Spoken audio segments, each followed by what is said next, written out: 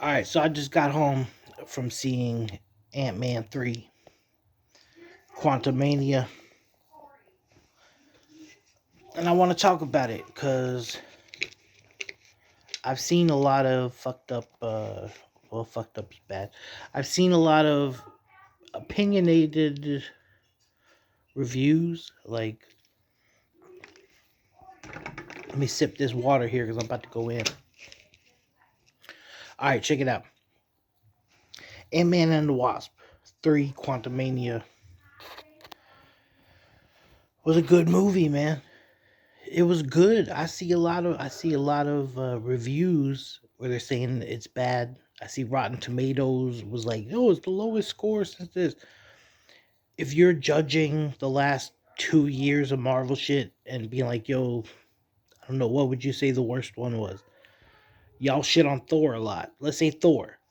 It's way better than Thor. Um, I think. Here's what I think. I think a lot of people want that Avengers level shit. I've been saying this for a while. We fucking came everywhere. Yo, if you fucking dig this Marvel shit, if you've been following it, Avengers Endgame had so many fucking shit, bro. You just want to put that when Captain America grabbed the hammer and he got the hammer in the shield. Like, come on, bro. There's so many moments in that. And people want that, but your little TikTok fried 30-second of attention span ADD ass minds want everything right now. You know what I mean? This is fucking story building, bro. I guarantee you by the time, like by 2025, you're going to be looking back at phase 4 shit and be like, yo, that was brilliant because I didn't even realize that this was like this and like that and like that. Ant-Man 2, the last one. Let's get into that real quick. Do y'all realize when Ant-Man 2 came out, we had already gotten Infinity War? So we saw everybody get snapped. We watched the whole movie where all these Avengers were doing shit, and we didn't see Ant-Man. And then all of a sudden, you get a whole Ant-Man movie. Now, this whole Ant-Man movie plays out, and then it ends. And you're like, whoop-de-whoop, it was a good movie. And then they do the after credit scene, and then you see people turn into the dust. So now it puts it, now you know exactly where on the timeline that movie is. Because at that last part where everybody turns to dust, you're like, that's the snap. Oh shit. This dude's trapped in the quantum realm. Do y'all realize that Marvel gave you an entire movie to explain the quantum realm and then snap that shit out before they came back with Endgame? And then here comes Ant-Man, boop, pops up. Yo, let's use the quantum realm to jump around. Like, do you see what I'm saying?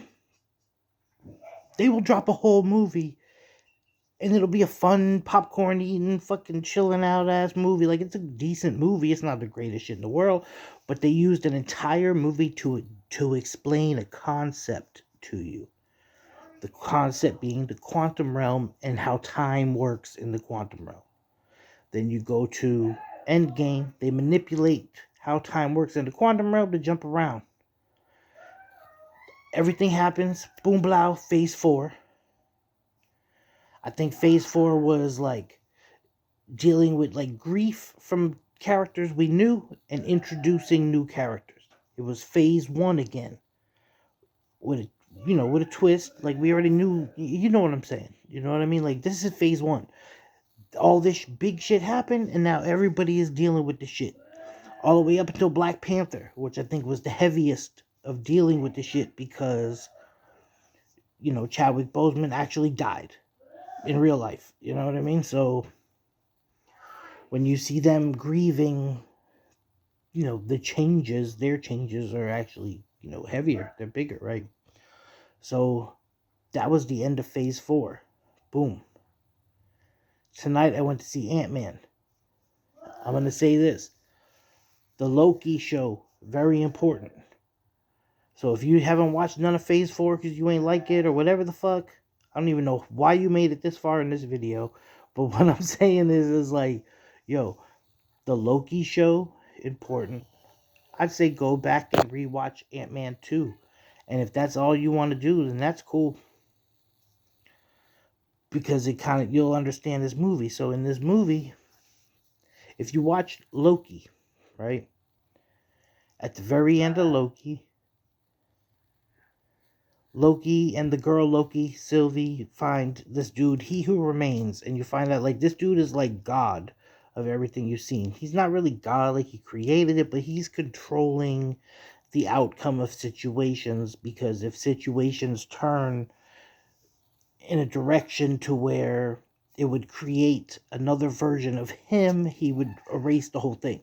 So that's what your sacred timeline is. The thing they've been protecting with Infinity Stones and all that. That's what that's your sacred timeline. Okay? The multiverse shit is that this sacred timeline has now been completely, there's no guardian. It's just, it can go wherever. And that happened in Loki. Then all these other things come out. We'll look at the Spider-Man movie.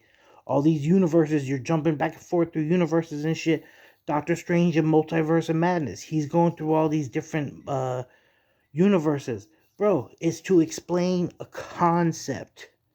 Every universe that Doctor Strange landed in potentially has a Kang. What?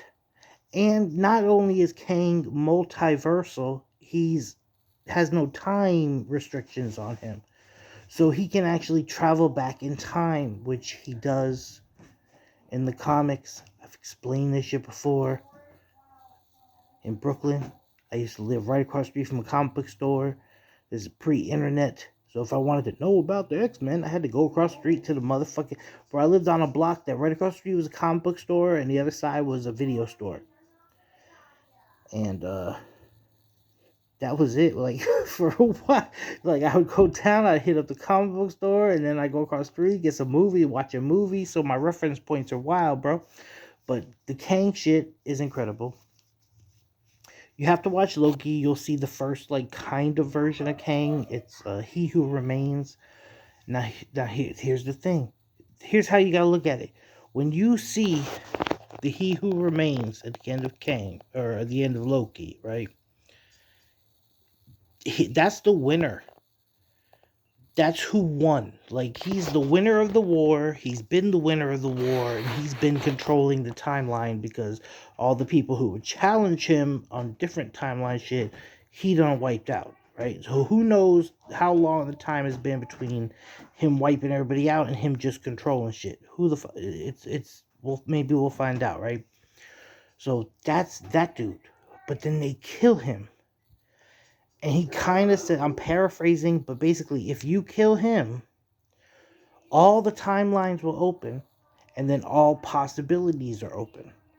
So it's like a loop to where if you kill him, it's going to open everything, and he's going to come back around and be able to, he's going to fight again until he does it. So when, spoiler alert, when they show 25 Kangs, you know one of them is going to end up being the exact same Kang that was at the end of Loki.